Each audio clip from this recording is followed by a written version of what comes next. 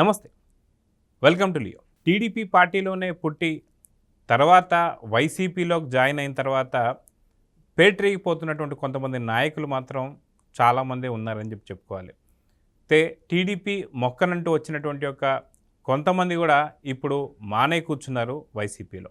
అయితే గత హయాంలో ఏదైతే వైసీపీ హయాంలో పేటరేగిపోయి మాట్లాడిన మాటలు మాత్రం మనం చూస్తున్నాం. అదిగాక పార్టీ కార్యాలయాలపై జరిగిన దాడి కూడా చూసాం. అయితే వల్లభనేని అరెస్ట్ని ఎలా చూడాలి ఏంటి, వల్లభనేని వంశీ గతంలో తను మాట్లాడిన మాటలు ఎలా ఉన్నాయో ఒకసారి మీకు జస్ట్ వినిపిస్తాను అంతే.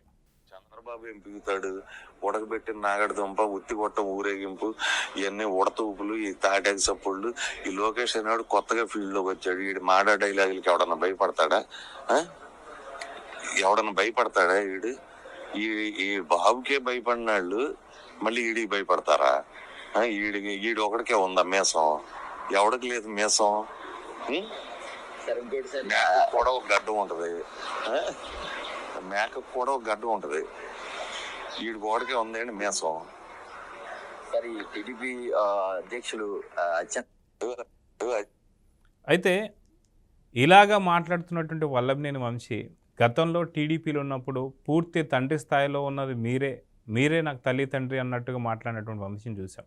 గతంలో మనం చూస్తే ఏదైతే రెడ్ బుక్ గురించి లోకేష్ గారి గురించి కూడా కొడాలి నాని చాలా అసహ్యంగా మాట్లాడిన మాటలు చూసాం. ఏదైతే రెడ్ బుక్ని ఎక్కడో మర్చిపెట్టుకో అన్నట్టు మాట్లాడిన మాటలు కూడా మనం చూసాం. ఇప్పుడు ఎక్కడికి వెళ్ళారు వీళ్ళంతా?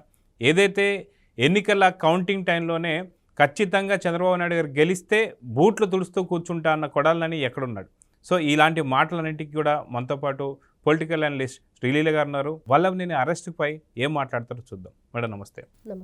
మేడం, గతంలో టీడీపీకి సంబంధించి ఒక మంచి వ్యక్తిగా మనం చూసాము వల్లభనేని వంశీని. అటువంటిది ఏ ప్రలోభాలకు గురయ్యో తెలియదు, కానీ అది వైసీపీలోకి వెళ్ళిన తర్వాత తన మాటలు కానీ అవన్నీ కూడా చాలా అసహ్యంగా మాట్లాడిన మాటలు చూసాం. ఏదైతే అసెంబ్లీ సాక్షి కూడా మనం మాట్లాడడం చూసాం. ఈరోజు వల్లభనేని అరెస్ట్ని ఎలా చూడాలి? ఏదైతే గన్నవరం టీడీపీ ఆఫీస్ని బద్దలు కొట్టడానికి కావచ్చు, ప్లస్ అక్కడ కంప్యూటర్ ఆపరేటర్ ఎవరైతే ఉన్నారో సత్యవర్ధన్ కంప్లైంట్ ఇచ్చిన దాన్ని కూడా బెదిరించి ఏదైతే కిడ్నాప్ చేసి హత్యాయత్నానికి పాల్పడినందుకు మళ్ళీ తన ఒక వాంగ్మూలాన్ని మార్చి చెప్పడం కానీ ఇవన్నీ చూసాం. సో మొత్తానికి ఈరోజు వల్లభనేని అరెస్ట్ని ఎలా చూస్తారు అంటే ఏం చెప్తారు? ఎవరైతే ఈ వల్లభనేని వంశీ, రోజా, కొడాలి నాని, ఎవరైతే తులసి మొక్కగా వచ్చి గంజాయి మొక్కగా మారిందో విడుదల రజని, వీళ్ళందరినీ కూడా వీళ్ళ పేర్లు పెట్టి చెప్పుకోవటం కంటే వీళ్ళందరినీ తిన్నంటి వాసాలు లెక్క పెట్టే వాళ్ళు ఎవరంటే వీళ్ళని చూపించవచ్చు. ఎందుకంటే ఒక పార్టీ మీకు అండగా నిలబడి మీకు ఒక రాజకీయ భవిష్యత్తుకి ఎక్కడ పుట్టుక పునాది టీడీపీలోంచి వచ్చారు. ఈ రోజున తిన్నింటి వాసాలు లెక్క పెట్టే విధంగా ఎవరైతే వాళ్ళకి అండగా నిలబడ్డారో వాళ్ళనే వీళ్ళు హేళన చేసి దుర్భాషలాడి నోటికి అన్నం తినే మాటలైతే వాళ్ళు మాట్లాడట్లేదు. అట్లాంటి వ్యక్తులకి ఖచ్చితంగా ఏదో ఒక రోజు శిక్ష పడుతుంది అనటానికి ఈ రోజున వల్లభనేని వంశీ అరెస్ట్ ఏదైతే ఉందో దాని నిదర్శనంగా మనం చెప్పుకోవచ్చు. అయితే మనం చూస్తే ఏదైతే వల్లభనేని అరెస్ట్ ఇక్కడ రాయదుర్గం, హైదరాబాద్లో రాయదుర్గం గచ్చిబౌలి దగ్గర ఉన్నటువంటి ఒక నివాసం ఉన్నప్పుడు తను అరెస్ట్ చేస్తానికి వెళ్ళినప్పుడు కూడా చాలా పెద్ద హై డ్రామాని అయితే క్రియేట్ చేశాడు వల్లభనేని వంశీ. సో ఎందుకు ఇంకా వల్లభనేని వంశీ ఇంకా అప్రూవల్గా మారడం లేదు, ఎందుకు లొంగిపోవడం లేదు అంటే ఏం చెప్తారు? ఇక్కడ ఒకటేనండి, ఫస్ట్ వీళ్ళకి జగన్మోహన్ రెడ్డి అనే వ్యక్తి ఒక అండగా నిలబడుతున్నాడు. ఒక దొంగ ఇంకొక దొంగలందరికీ కూడా అండగా నిలబడుతున్నాడు. వీళ్ళందరూ కూడా వ్యవస్థలను మేనేజ్ చేస్తూ బ్రతుకుతున్నారు. ఎలా దోచుకోవాలి, ఎలా దాచుకోవాలి అనే దానికి వీళ్ళు పిహెచ్డి చేసి ఉన్నారు. ఇప్పుడు జగన్మోహన్ రెడ్డి ఏదైతే 12 సంవత్సరాల నుంచి బెయిల్ మీద ఉన్న ఈ జైలు ఖైదీ వీళ్ళందరికీ కూడా హెల్ప్గా నిలబడుతున్నాడు. కాబట్టి వీళ్ళు ఏ విధంగా తప్పించుకోవాలి శిక్షల నుంచి అనే దాని మీద వీళ్ళ రీసెర్చ్ అంతా పిహెచ్డి అంటే అదే జరుగుతుంది.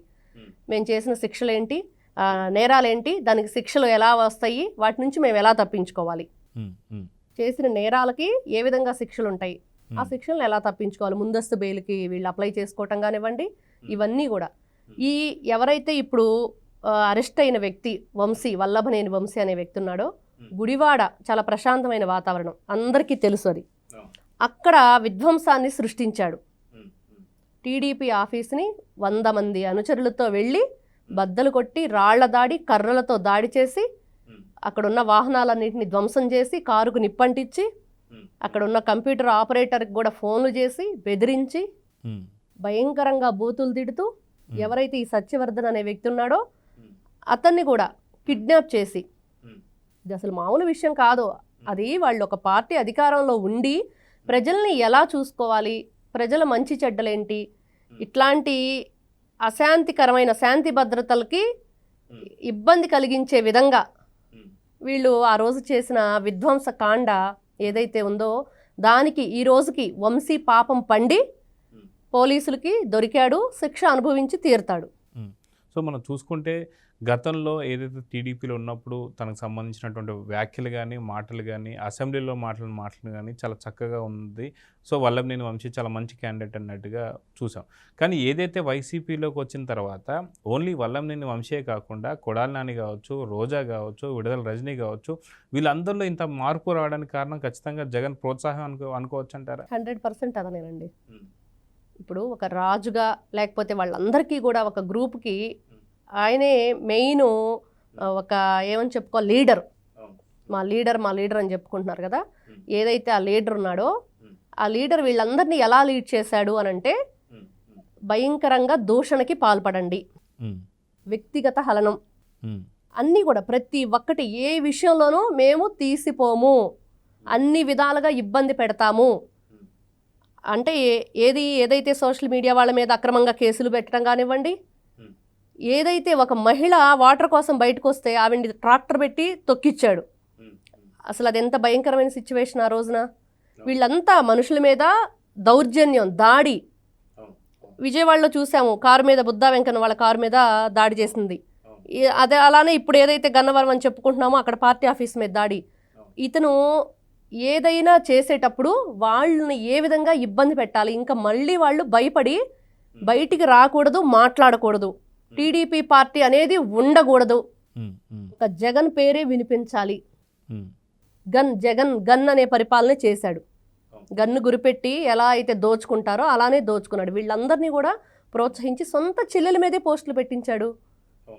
అట్లాంటి వ్యక్తి ఇతను కానివ్వండి, అవినాష్ రెడ్డి కానివ్వండి, వీళ్ళు ఏం చెప్తారు, వీళ్ళు ఏం పరిపాలిస్తారంటే వాళ్ళతో వచ్చిన వాళ్ళు ఒకప్పుడు మంచిగా ఉన్నా కూడా ఏదైతే జగన్మోహన్ రెడ్డితో సవాసం చేశారో ఆ ఫ్రెండ్షిప్ తోటి వీళ్ళందరూ కూడా అతనిలానే మారిపోయారు. అతను ఇచ్చే పోస్టులు కానివ్వండి, ఇలా ఇంత బాగా తిడితే మీకు ఈ మంచి పోస్ట్ ఇస్తాను, ఇంత మంచి పదవి ఇస్తాను, మీరు ఈ విధంగా తిట్టాలి అనేది అక్కడ ఆల్రెడీ విజయసాయిరెడ్డి చెప్పాడు. తిట్టమన్నారు కాబట్టి తిట్టానని. అదే ఒక పెద్ద నిదర్శనం ఈ రోజున. అదే జగన్మోహన్ రెడ్డి దగ్గరకు వచ్చాక వీళ్ళందరూ కూడా అలానే మారిపోయారు. అయితే గతంలో మనం చూసుకుంటే అసెంబ్లీ సాక్షిగా ఏదైతే నారా లోకేష్ గారి పుట్టుక గురించి కూడా మాట్లాడినటువంటి వైనం, అది వల్లభనేని వంశీ దాన్ని రేపడాన్ని ఎలా చూడాలంటారు? ఎందుకంటే దీనంతా నీచమైనటువంటి ఒక చర్య ఇంకోటి ఏది ఉండదు. చట్టసభలు ఏదైతే ఉన్నాయో, ఏదైతే అసెంబ్లీ సెక్షన్స్ ఏదైతే ఉన్నాయో అవి మంచి కోసం, చట్టాలు ఏర్పడడానికి కోసం చేయాల్సినటువంటి ఒక సభల్లో ఇలాంటి వ్యక్తిగత మాటలు కావచ్చు, వ్యక్తిగతంగా దూషించడం కావచ్చు, ఆ రోజు నుంచి ఏపీలో ఉన్నటువంటి ఒక అసెంబ్లీ మొత్తం మారిపోయిందనే చెప్పుకోవాలి. ఎందుకంటే ఆ రోజు నుంచి ఏదైతే గౌరవ సభ కాస్త కౌరవ సభ మారింది, మళ్ళీ దీన్ని గౌరవ సభ మారిన తర్వాతనే వస్తానని చెప్పేసి అన్న చంద్రబాబు నాయుడు గారు నిజంగా 164 సీట్లతో గెలిచి వచ్చారు. సో నిజంగా ఆ రోజు అసెంబ్లీ సాక్షిగా ఆయన బాధపడ్డ విధానాన్ని కూడా వెక్కిరిస్తూ మాట్లాడినటువంటి వైనం మనం చూసాం వైసీపీలో. మొత్తానికి ఆ రోజు జరిగిన సంఘటన తలుచుకుంటే మీకు ఎలా అనిపిస్తుంది? వల్లభనేని చేసిన మాటల్ని, వ్యాఖ్యని ఎలా చూస్తారు? ఆ రోజు ఏదైతే చంద్రబాబు నాయుడు గారు మీడియా ముందుకొచ్చి కంట తడి పెట్టడం అనేది ఈరోజు అది అసలు చూడకూడదు. కానీ కసి రావాలంటే వాళ్ళు ఎలా చేశారు అనేది పదే పదే తలుచుకొని ఒక వాళ్ళ మీద వాళ్ళని ఎలా అయినా సరే వాళ్ళకి శిక్ష పడే విధంగా మనం పోరాడాలి అనిపించే విధంగా ఉంటుంది ఆ వీడియో. మనం అసలు చూడలేని పరిస్థితి. చంద్రబాబు నాయుడు గారిని ఆ సిచ్యువేషన్లో ఇంకెప్పుడూ చూడకూడదు అనుకున్న విధంగా ఉంది. ఏదైతే మీరన్నట్లుగా ఆ గౌరవ సభని వీళ్ళంతా కలిసి కౌరవ సభగా మార్చారో, అక్కడ ఏదైతే ద్రౌపదికి వస్త్రాపహరణం చేసి వాళ్ళు ఏ విధంగా అపహాస్యం చేసి రాక్షసానందం పొందారో, అదేవిధంగా ఇప్పుడు పల్లెటూరులో డీగ్రేడ్ వర్డ్స్ యూజ్ చేస్తూ ఒక వ్యక్తి ఎవరికైనా ఒక సపోర్ట్ చేస్తున్నాడంటే వాడిని ఏదో ఒక విధంగా ఇబ్బందికరంగా పర్సనల్ విషయాలు ఏదో అక్కడ లేనిది మాట్లాడి పెడితే వాడు ఇంకా రాకుండా ఉంటాడు, ఇంకా పార్టీలో మాట్లాడకుండా ఉంటారు. వాళ్ళ టార్గెట్ అదే, ఏంటి, మాకు పోటీగా ఉండకూడదు, దానికోసం మేము ఎంతకైనా తెగిస్తాము. ఉమ్, నీతి జాతి లేని కుక్కల్లాగా మాట్లాడారు. చెప్పాలంటే ఈ వల్లభనేని వంశీ, కొడాలి నాని నీతి జాతి లేని కుక్కలే వీళ్ళు. ఒక ఆడ మనిషిని నందమూరి తారక రామారావు గారి వంశంలో వాళ్ళ ఆడబిడ్డల్ని ఇంతవరకు ఎవరినైనా అడగండి, ఎవ్వరు కూడా ఏ రోజు కూడా ఇంత మచ్చ లేకుండా బ్రతికిన కుటుంబం ఆడపిల్లల గురించి ఎప్పుడూ లేదు. అట్లాంటిది ఈ ఎదవలు వచ్చాక ఆడవాళ్ళ పరువు తీసి మర్యాదని మంట కలిపి వీళ్ళు మాట్లాడిన మాటలు బోనమ్మ గురించి ఈ రోజున ఆంధ్రప్రదేశ్లోనే కాదండి, ప్రతి ఒక్క తెలుగు జాతి ఆడవాళ్ళందరూ కూడా వీళ్ళు కనిపిస్తే చెప్పులతో కొడతాము రోడ్ల మీద ఉమ్, అనే విధంగా వాళ్ళ ప్రవర్తన ఆ రోజు ఉంది. ఉమ్, ఉమ్, దీనికి ఈ శిక్ష సరిపోదు. వల్లభనేని వంశీని నిజంగా ఆడవాళ్ళకు అప్పచెప్తే చెప్తారండి. చెప్పులతో కొడతారా, బట్టలు ఇప్పదీసి కొడతారా, ఎలా కొడతారనేది తెలుస్తుంది. ఎందుకంటే వాళ్ళు మాట్లాడిన మాటలు, వాళ్ళు ఒక తల్లికి పుట్టారు, వాళ్ళకి చెల్లుంది, భార్య ఉంది. మరి వాళ్ళు మాట్లాడిన మాటలు ఏంటండి? అంటే నోటికి ఏదొస్తే అది అనేస్తే అయిపోయింది. కొడాలి వంశీ నాని కానివ్వండి, వల్లభనేని వంశీ కానివ్వండి, వీళ్ళంతా మాట్లాడిన మాటలు ఏ విధంగా లోకేష్ బాబును కానివ్వండి, చంద్రబాబు నాయుడు గారిని కానివ్వండి, ఈ రోజున ఈ శిక్ష సరిపోదు. నిజంగా వీళ్ళ మీద మహిళలందరూ కలిసి వీళ్ళకు బుద్ధి చెప్పాలి. కొడాలి నాని ఎక్కడ ఉన్నాడో, ఎక్కడ దాక్కున్నాడో భయపడి ఈ రోజున నేను చంద్రబాబు నాయుడు గారి బూట్లు దుడుస్తానన్న ఈ వెధవ ఈ రోజు బయటకు రావాలని కోరుకుంటున్నారు అందరూ. ఉమ్. సో చూద్దామండి, ఖచ్చితంగా వల్లభనేని వంశీ పైన ఏదైతే అరెస్ట్ అయితే జరిగింది, ఇప్పుడు విచారణ కూడా సాగబోతుంది, జడ్జి గారి ముందు ప్రవేశపెట్టబోతున్నారు. సో ఖచ్చితంగా మీరు అన్నట్టుగా కొడాలి నాని కూడా రెచ్చిపోయి మాట్లాడినటువంటి మాటలు అన్నిటికీ కూడా తన వచ్చే సమాధానం అయితే చెప్పాలి. సో చూద్దాం జరగబోతుంది. నమస్తే. Please subscribe to Leo News for more videos.